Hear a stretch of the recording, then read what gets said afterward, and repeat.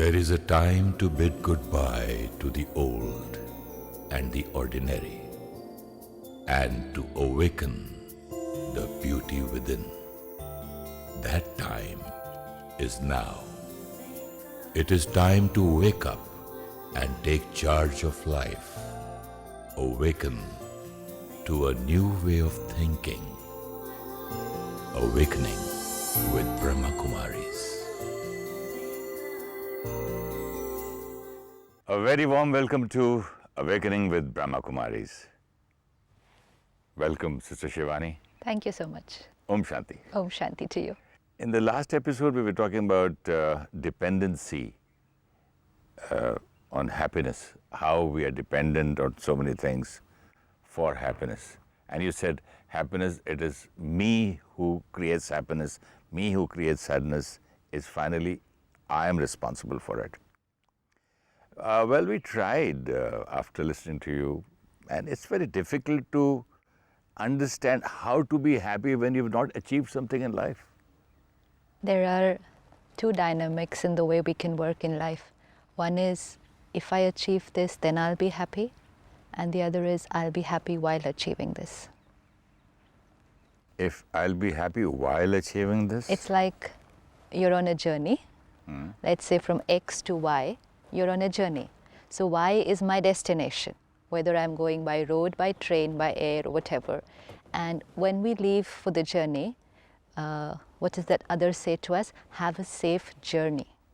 You'll never say, reach your destination this way or that way. Anyways, what matters is reaching the destination. No. That's what is today's, it's the in thing that you've got to, by hook or crook, you've got Reach to the reach. destination. Okay, so let's look at the programming this way, that I've set a goal for myself in life, whether it's marks for a student, whether for a professional it's my position in my organization where I have to reach, whatever it may be, or it could be something in my relationships. I've set a goal for myself that this is where I have to go. Very important. We're not going to be able to lead our life without goals and aims and objectives, because if it's without goals, we'll become very passive. You know, I wouldn't know where I'm heading. So I set a goal. Now the other thing that I do with it is, I tell myself, I'll be happy when I reach the goal. When I reach the goal. है ना? If nahi, I am going to reach the goal. I'm very sure. I'm working towards it and I'm going to reach the goal. So I'll be happy when I reach the goal. When I reach the goal. So now the goal could take 6 months, it could take 6 years, whatever, depending on the goal I've set. So I start moving. Let's say for a professional, it is, I'm going to reach this particular position in my organization in the coming 2 years. I will reach this position. Right now, I am here. Now I start my journey. The way I work, the way I'm with my colleagues, the way I am performing. Continuously at the back of my mind, when I reach here, I will be happy. Yes, right. Now, if there is a little delay in the way I'm working, if people around me are a little uncooperative, if there are a little obstacles coming in the way on my journey, what will happen to me? Unhappy? Yeah, because I will create stress, I will create anxiety. Why? Because you are coming in the way of my goal. happiness. Okay. Not just of my goal, of my happiness.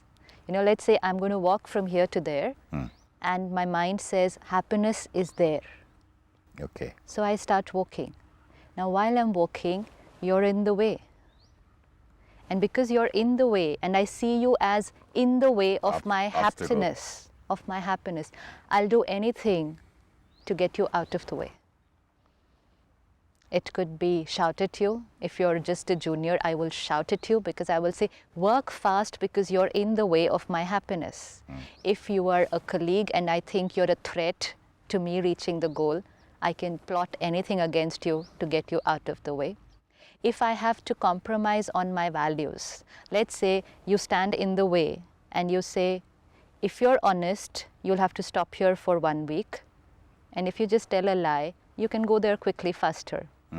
I wouldn't even think twice before using the other method. I'll just say a lie. I'll tell a lie. That's where I started compromising on my values and principles on my journey. Because I thought my values and principles were delaying my process. But if you're of going to reaching get there. happiness, if you say lie, how does it matter? if you're going to get happiness. We'll see whether we get happiness. No, right now though we're still on the journey. We haven't reached the destination.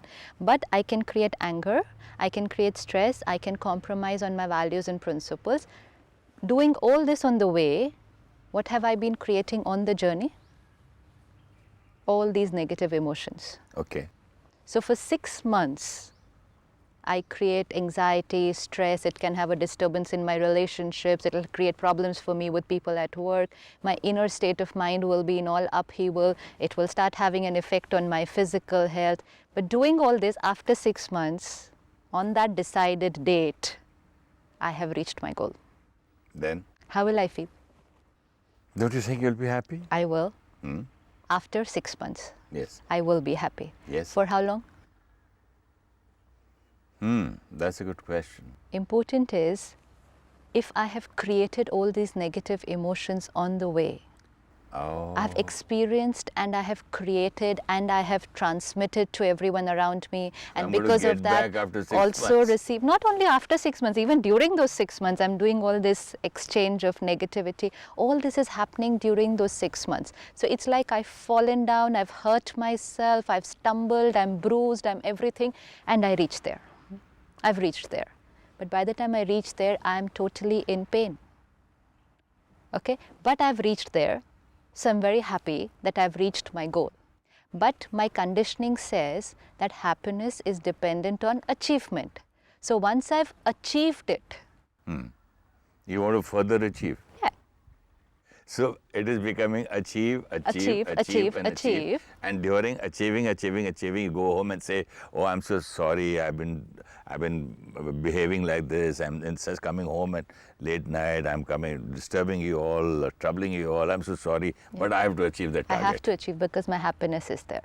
So it's basically setting your goals. Even if you set 6-month goals or 2-year goals, it means 6 months I'm going to get bruised and hurt emotionally. So this means we are not just postponing happiness, we are actually creating unhappiness all the way throughout, and which is going to multiply and multiply when you say achieve, multiplying of unhappiness, and in the end what will happen? Exactly. So now just see your life. Let's say you've set 6 monthly goals. In 6 months A, destination, another 6 months B, another 6 months C, let's say. First 6 months to reach A, I was bruised because I created hurt, anger, whatever. So by the time I reach A destination, my emotional strength has already become weaker. Now the next journey from A to the next destination B. By this time, my strength is already less. Same environment, same people, same situations, but a lower emotional strength, which means I'm going to get even more bruised, because my strength is low to face situations. So Even then I reach emotional strength? my power to face situations. Emotional strength. I will get hurt more easily. I will Irritable. react. I will get irritated. But don't you think all these things make you physically also weak? Physically, it is already there. It's going to have an effect on the body. But when we're at that young age, we are in our 20s or 30s, it has less impact on the body. So we think it's absolutely fine. This is natural. This is the way to live. Of course, now recently, it has started showing signs of the body at a much sooner age. But otherwise, till your 30s, you're fine. It's after that that you will start feeling and you will start getting hypertension and diabetes and all. But that's a later stage. But because we accepted stress as a part of our life, we also accept the physical symptoms as a part of our life. You know, today the belief system is stress is natural. Yeah, but don't you think that when you have to achieve something, I still don't understand how a person can be very happy without achieving. He comes home as a failure. Tomorrow he comes home with so many problems. He goes for a job, for example, and goes round and round and round. He doesn't get it. And Okay, let's say I'm looking for a job. okay, And I've tried for the last 6 months and I'm not getting a job. And I'm very demotivated and I'm very upset. And you're a friend. What would you say to me? as a friend, I'll say, don't worry, yaar, hota hai, it'll happen. Don't worry, one day you'll get it. And if you need something from me, I can help you monitor it. But if I say, how can I not be worried? I haven't got a job for the last 6 months. So then what you're going to say to me? I'll just say, by worrying, will you get it? So then, just let's say it to ourselves, by worrying will I get it? But that is very easily said than But done. that's the solution. Because the more I worry, the more my state of mind is low, the more it shows on my body language, the more I lose enthusiasm. How will I get a job? What is needed for a job? For me to get a job, I need confidence. I need to be enthusiastic. I need to be ready to face the challenges what the new job offers. But if I'm like this, my state of mind, Demoralized, and do you think I will keep somebody like that for yes, my... so will you keep? So it's not about, what has happened. It's about what I need to do now. How does my state of being have to be? I have to take care of that. Otherwise, I'm into the vicious cycle of negativity. And then why 4? I can try 10 jobs and I'm not going to get it because I'm not taking care of that candidate who's going for the job. Who's going to keep a person who's demotivated and given up in life? Who's going to keep a person who's lost his internal strength to tolerate and to be with people and to create team spirit? Who's going to hire a candidate like that? So whatever may be the situation, however challenging they may be, I'm not going to get the solution unless I take care of myself. My business is not doing well, so I have to worry. But if I worry, I'll still not do well. And if I want to do well, I will have to first be well here. Then I'll be able to do anything well outside. And second, most important, even if I don't do well, at least I can take care of myself. I had a guru who told me once, that she said there was a man who was having a very, very big problem in the courts, had a court case, and he was very much worried about it. And he was furthermore worried about his wife's health. She was very sick. And one side the courts and the lawyers and the problems of the cases, and the other side the wife. And he was so worried, so worried, so worried. Finally, after about 15 years, he won the court case and his wife became all right, but he fell sick and he died. Yeah, that's because... But in spite of listening to this story from her, why did it not affect me? Why was it was so difficult for me to understand what you're telling me right now? It's about priorities in life. What are my responsibilities in life? Normally, anybody can just take My family, my home, my work. My family, then? My job. My job, then? And what else? My work? My family, my job, my work, whatever. My work. Anything else? My home, you said? My home. Anything else? My friends, my relatives, my society, Relationship. my relationships, My relatives, my relationships, and then what else? my country. But I did not say, I know where you're telling, I did not say myself. Exactly. Yes, I didn't say that, yes. See, this is the problem. My list Honestly, of I didn't even think of that first. Yeah. So we My can word. go on to, from my family, to taking the responsibility of the entire world, But not my own responsibility. So I, the one who's taking the responsibility of everyone else, without taking my own responsibility. It's like, let's say I'm a family of 5 people and 4 of them are not well. They're ill. And I want to take the responsibility of taking care of them, of healing them. I'll only be able to do it if I'm fine. This is about physical health, but now you take the same equation onto emotional health. I want to take care of my children. I want to take care of my wife, my husband, my parents. I want to see to it that they are happy, but I'm in pain. I'm so sad that they are not able to do well in class. They're not able to do well. I wanted him to come first in class. I wanted him to become a swimming champion. I wanted him to become a tennis player or a golfer. But why do you want to do all that? So that they will be? I want them to achieve something in life. And so that they will be? Happy. Yeah. Finally. Finally, I want everyone around me to be happy. And if they are happy, I'll be happy. But it was supposed to be the other way around. We thought, I'll take care of all this, then they will be happy, and when they are happy, then I will be happy. And spirituality teaches us, when I am happy and take care of them, then they will be happy. So when I'm happy, I'm also, my vibrations around the situation in the house, wherever I go, I'm bubbling with happiness, and I make other people happy too. Because you make them stronger. See, You mean to say you become stronger by happiness? what is happiness? Happiness is an internal strength. Happiness doesn't mean excitement. I'm not going to be jumping and dancing the whole day. I've lost my job. I'm not excited about it. Happiness is strength? Again, I'm not able to understand. It's what a beautiful line. I mean, can you explain this? See, at a time in the mind, there can only be one thought. Correct. At a time, only one thought. You can't think two thoughts at the same time. At a time, one thought. So if one thought, then one quality. Okay. So that one quality could either be the right quality or the not so right quality. Okay. Right? So if I'm creating a pure, powerful, which today in the world we say positive thought, then it's of a good quality. If I'm creating a negative thought, an unpleasant thought, a thought of anxiety, pain, worry, it's a wrong thought. Correct. If it's the right thought, I feel good. If it's not a right thought, I feel low. If it's the right thought, and then I'm feeling good, that is stability.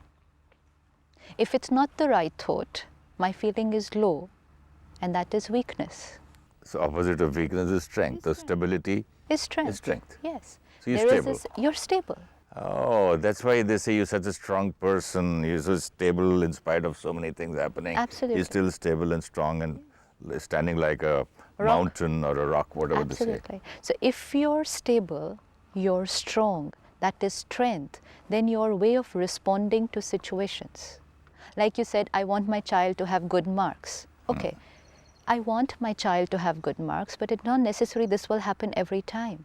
There could be a time where he will not get those marks which I think he should get, or what he's capable of getting, or what I feel he should get, because then he'll do better in life.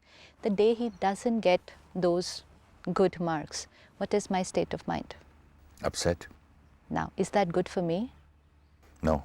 Is that good for my child? No. Then good for who? No one. Then why am I creating it? I thought And it the was, marks didn't create my feeling.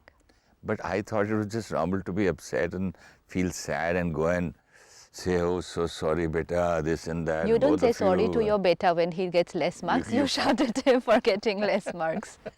So, and then once I get upset, my child gets upset. My child gets depressed also. upset, my child gets demotivated. And in that demotivated state of mind, I want him to do well.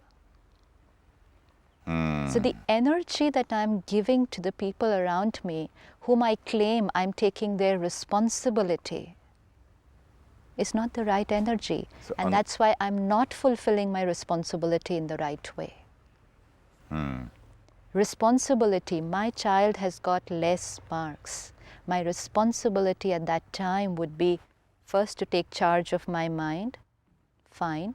First, I have to remain stable so that I don't react, I don't shout at him, I don't upset him. Then my responsibility is to take care of his state of mind. Then my third responsibility is to take care that he studies and gets good marks next time.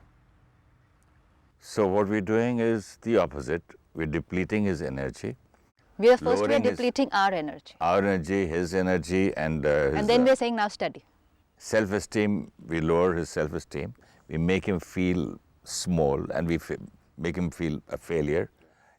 I'm not proud of you, and he feels that my father is not proud of me. And my father is not And happy because of me. I've made everybody unhappy. Oh, yeah, that's why there's so many suicides going on. The only reason why a child commits suicide is because he's not able to face his parents after a failure. It's not because he failed. It's because he doesn't want to see his parents unhappy. And he holds himself responsible for the parents' unhappiness. Because the parents conditioned him the whole year that we will be happy only when you do this. It's condition or it's a burden?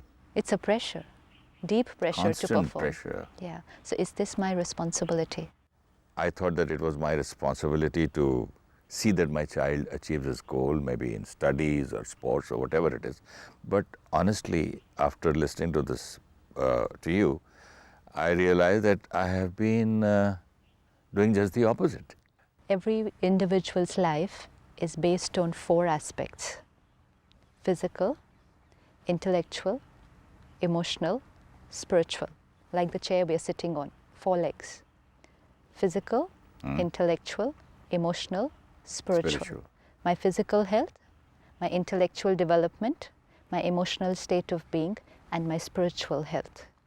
If I want to be successful in life, and I want my children to be successful in life, successful in the whole sense, then all the 4 aspects need to be equally balanced.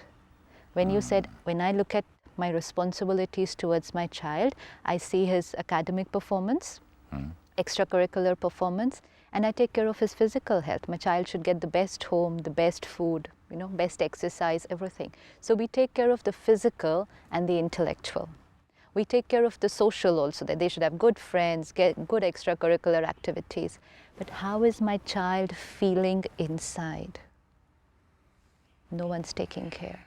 And this pressure that we keep on constantly applying on the child, physically he may be doing very well, academically also doing very well, but because of the constant pressure and the constant comparison with other people, the constant criticism that he gets from parents as a source of motivation to perform, is actually depleting his emotional strength. So I have to ask myself whether I am fulfilling my responsibilities. Tomorrow, he could grow up to be a good doctor, engineer, lawyer, whatever. He could grow up to be physically very strong. But if he's not emotionally strong, will he be a good human being? And if he's not a good human being, a pure, powerful human being. What happens if you're not very emotionally very strong? If I'm a doctor, I'm a very good doctor. So technically I'm very good, but if I'm not a powerful human being, then I will get irritated very soon, I will react very soon, I do not have empathy with my patients and with my colleagues, I cannot get along with people because I'm very intolerant, which means my ego is, so then I call myself a good doctor. Maybe it's your inferiority complex also, maybe. So because no one took care of it while I was growing up, and no one taught me how to take care of it, because they only taught me how to read, how to write, how to speak, how to talk. Nobody taught me how to think. But that's what happened, Sister Shivani. We knew only about IQ earlier. Then came EQ. Now it's come SQ. Yeah, spiritual quotient. The way I The am. world never knew about it. We were not we just aware say, about it. look at this guy, his IQ is so much. Oh my God, 130, 145, and so and so. Which is important. There's no doubt about that. Your IQ is important, but then so is your emotional strength. But when I was a child, if I remember, I've been with, whether it's poor people or middle class, upper middle class, I don't know about very, very, very rich people. But those guys used to even slap the children to teach them, even in schools. If you get less marks, they used to get scared to go home. Right. So we need to ask ourselves whether we are fulfilling our responsibilities. Yes, one responsibility, we are getting them to perform well. But my second responsibility of making the individual a very strong human being. Life is going to have a lot of challenges. Today your child has passed with the highest marks and come first in class, but will his marks help him to face all the challenges in life? He might be emotionally, as you said, so weak that he won't be able to compete with the other things in life. Exactly. What if he has to face a small failure in life? He won't be able to face it. What if he has to work with people whom he cannot adjust and accommodate with? He won't be able to adjust easily anyway. So that is what it is. We did not take care of that responsibility. And why were we not taking care of that aspect of our children's life? Because we were not taking care of that aspect of our own life. See, it was an aspect which was ignored. That I'm supposed to take care of my emotional strength. It's ignored. I'm only supposed to take care of everything outside. So everything outside of my life, everything outside of your life, everything outside of my children's life, everything outside. Husband says, my job is to get money, I'm giving you money, now you take care of the children. That's all. Don't talk to me further. Because he feels that I've earned, so if I've earned, I've given all the needs and the necessities and the luxuries. And if I've given all this, they'll be happy. Because happiness was supposed to be coming from outside, no? You better give them good toys, good clothes. Chalo, I've done my duty, you do your job. Now Further, if he doesn't study or study his emotional problem, that's his problem. And we easily put it to the sanskaras or something, or his class fellows, or his company, or his school, all these guys he goes around with, and special classes, and the neighbors. We keep on blaming other people. Because we are not ready to take that responsibility. It's easy to earn and to send your child to the best school and give him the best food and the best home and best everything.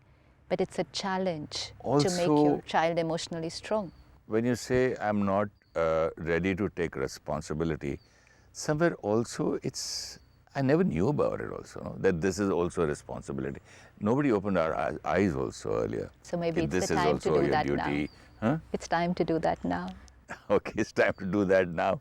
And thanks to you for doing that now. It's very important, but the only thing to be kept in mind is, like you said, for a parent and a child, it's possible that a parent has not gone to school, but they send their child to the best school. It's possible that a parent doesn't eat, but gives food to the child.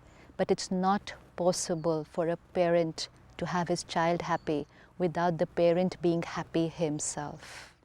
You cannot make your child emotionally strong without being emotionally strong yourself. So that's where the responsibility comes, first on yourself. The most important thing what I like today is that I have to realize that first I have to be emotionally strong. I have to be physically, spiritually, and what was the other one? Socially. So whatever. I have to have everything, and I have to take the responsibility that I am responsible to create all these things and or part this knowledge to my child. Absolutely. Would you be kind enough to do a small little meditation for viewers? Definitely. Let's just sit back and look at our journey of life.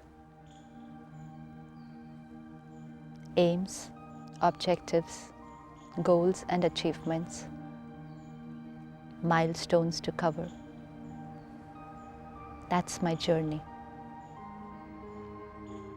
Let me look at myself on the journey, the traveler, with a changed consciousness. Happiness is not at the destination. Happiness is my state of being on the journey. I am happy, stable, in control, powerful while I'm on the journey. Whatever may be the obstacles on the way,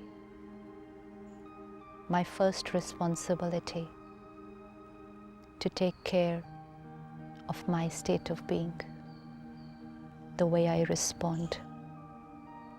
This is my responsibility. Om Shanti. Om Shanti. Be stable and happy till we meet again. Namaskar. Today we've discussed happiness is a state of being created while working towards the goal, not a feeling to be experienced after achieving the goal. If we believe that happiness is after achievement, then we create stress, anger and fear while achieving and thus do not experience happiness. Before I take the responsibility of those around me, I need to take responsibility of my own thinking and feelings.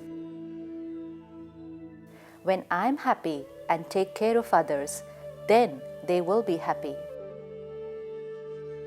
If you wish to discuss your problem or have a question to ask or want to know your nearest Raj Yoga Meditation Center, write to us at awakening@bkmail.org or call us on UK 440-75304-26770, USA 1-347-448-2359, India 919999 744 555. Om Shanti.